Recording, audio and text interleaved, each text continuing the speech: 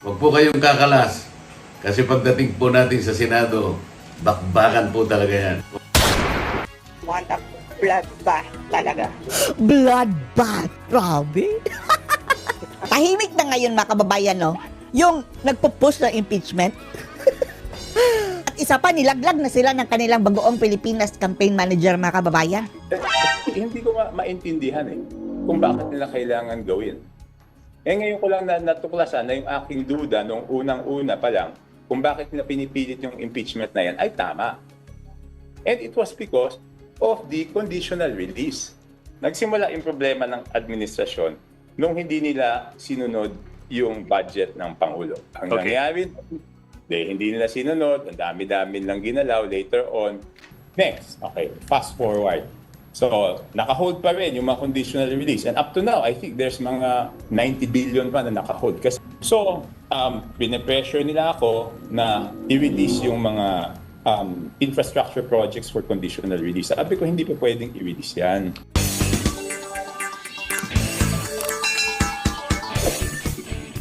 Alright, welcome back to my channel mga guys. At eto nga, Tubig Tiangco. Mukhang nagkabulabugan na dyan sa Malacanang at naka dito sa camera mga guys. Okay, naku po, tambalos-los.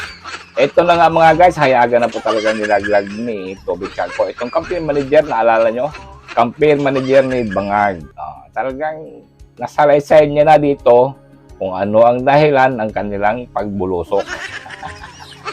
At isang dahilan na dyan po, si tambalos-los.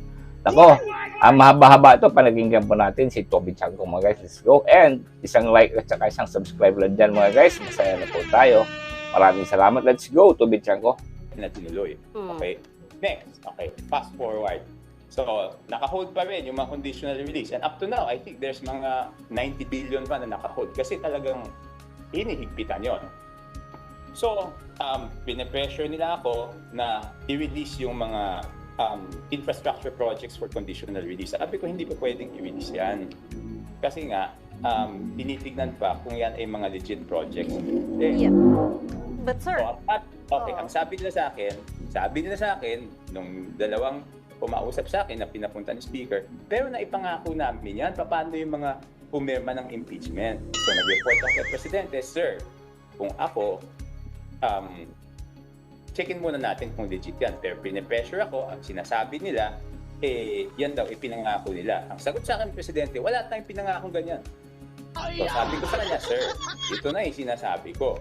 Ginawa na impeachment so that they can pressure the executive na pinapirma namin itong mga to para ma-release yung mga conditions. So ibig sabihin, binenta nila yung political capital ng Pangulo. And yet, the first person to sign the impeachment complaint was Congressman Sandro Marcos, which is why it was widely seen, sir, na meron tong blessing ng Malacanang. How do we reconcile these two things?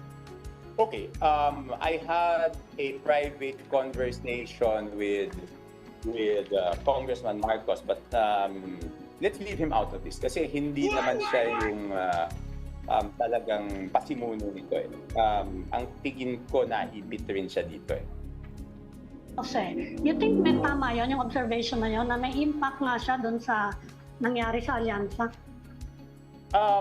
May impact yung okay. Yung doon sa national budget, ang sinasabi ko, ang problema ko doon sa national budget is, yun na naman, wala namang kasalanan ng presidente doon later on, nung napunta sa kanya, pati siya nagkaroon ng hit yung political capital niya, di ba? At syempre, pag nagkaroon yung hit ng political capital ng presidente, pati endorsing power ng presidente, magkakaroon ng hit, di ba? That's the natural consequence. Pero, tignan natin yung Mindanao kasi. Yung Mindanao, talagang nagkaroon sila ng unifying factor doon magmula nung final yung Pero sir, it sounds almost as if the president is so passive. Kasi typically, the president would have a supermajority in Congress, not the other way around, na a supermajority has a president in Malacanang. Di ba? Usually, ganun yung dynamics yun eh. So, it almost sounds as if the president is not on top of things and that he's just being pulled and pushed around. The president is on top of things, but alam mo naman yung presidente natin, napakabait, pasensyoso. Some people take advantage of his goodness and kindness. You know, he's a very gentle creature, di ba? as usual, Ayan na nga, conditional release mga guys, nabulabog na si Tambaloslos.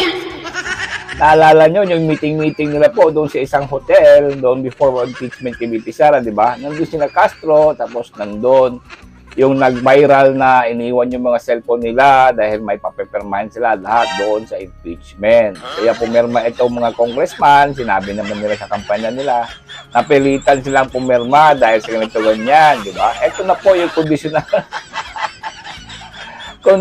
transfer ng fan na ginawa ni Tambaloslos na bulabog na ang mga buhay. Di ba? Oo, masakit tawanan nito, pero buking na buking, masakit in a sense na pera po natin kasi ito. Pera natin ito, ginagawang laro lang ito ni Tambaloslos. O hindi niya ngayon i-release yung mga funds para sa mga proyekto ng mga itong mga tulongges. Alam naman natin yung mga proyekto ng tulongges, kung magkano ang kanilang mga porsentuhan dyan. Diyan pumapasok ang kanilang pangungurakot dahil ang yung pirmahan lang, no? Liquidation by certification, that's it. Approved na. Di ba? Kaya nag-uunahan itong mga buhaya. Ako, bulabo. Alright, let's go, Tiago. This is going on. It is a supermajority to begin with anyway. Yan ang ginawa niya, di ba? Hanggang ngayon, hindi naman pa ni-release yung insertion, yung conditional, yung congressional insertion eh. Okay, out of the 209 billion na inserted by the House, ang nare-release lang is over 100 million. So may 90 billion pa doon na nakahold. So he exercised his executive power. Sir, during that time, were you in touch with Speaker Martin Romualdez nung panong ito'y nagkakagulo at nag-uunahan kung sinong pe-pressure kanino? I mean, well, let me boil it down to this. Is the Speaker the one who was in charge of all of this? And who is the leader of the House, di ba? Yung mga nakapaligid sa kanya kasi sila yung kumakausap sa akin, sinasabi sa akin, kailangan to release, kailangan to ganyan. Eh, hindi naman ako pumapayag. How would Congressman, nabanggit niyo na rin lang yung leadership eh. Hindi lang si President Marcos ang tinamaan dito. Of course, you are in the line of fire dahil kayo yung naging campaign manager ng Alyansa. And in fact, you were being rumored to be the next speaker actually. Ano po yung ano na po nangyari? Magkakaroon po ba tayo ng leadership change? I think that's where all the problems started, no? Early November, nung nagkakagulo-gulo sa budget, ang pinagdududahan nito, no? There was one time, Yes. sabi Okay. Speaker Romualdez, sinabi ko sa kanya at that time, Speaker, wala akong kinausap na congressman, walang pumausap na congressman sa akin, no? And he had so many theories, no? Meron pa siyang kung ano-anong theory na yung iba doon, wala akong telephone number ng mga taong yon, no? And then, nung nangyari ito ngayon, ako na naman yung pinagdududahan nila, di ba? Na kaya kung titignan mo naman, alam ko naman sino yung mga nagpo-post sa social media, mga naman nila yon, di ba? Kilala ko yung iba pa nga, doon ko pa nga nakilala sa bahay niya eh. So paano ko naman hindi malalaman na hindi ako yung pinupunteriya nila dito, di ba? Ayun, di kaya din ang dahilan dito, Toby Chanko, dahil dyan sa leadership, may interest ka rin? Opo. Di natin alam yan, di natin alam. But maganda po yung balita kung magsakaling magkapalitan po ng liderato dyan sa Tambaloslos na yan. Diba? Dapat palitan na rin yan. Pero yung last na nakita ko rin news na mukhang matibay daw ang support nila, tingnan natin. Dahil dito rin po sa Senado, maugong rin po ang balita dyan kay Boy Kilay na mapapalitan ito ni Soto. But para sa akin, mas maganda po si Marcoleta ang Senate President dyan. Diba? Sang-ayon ba kayo dyan mga guys? Comment na kayo dyan. Yun nga, ang gusto ko mga guys, no, Marcoleta magiging Senate President dyan sa Senado.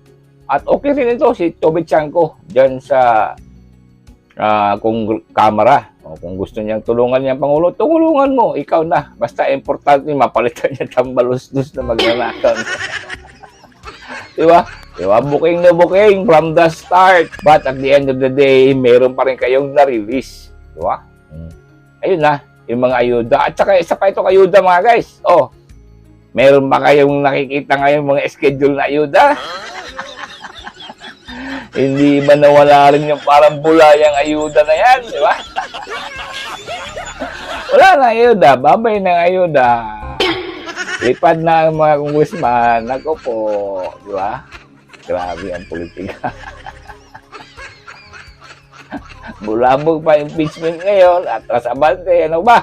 Ano ba talaga? O, di ba sinasabi nga namin bumangga kayo sa mga Duterte, talagang nagigiba kayo, alog. Alright, thank you for watching mga guys, and again, God bless you all.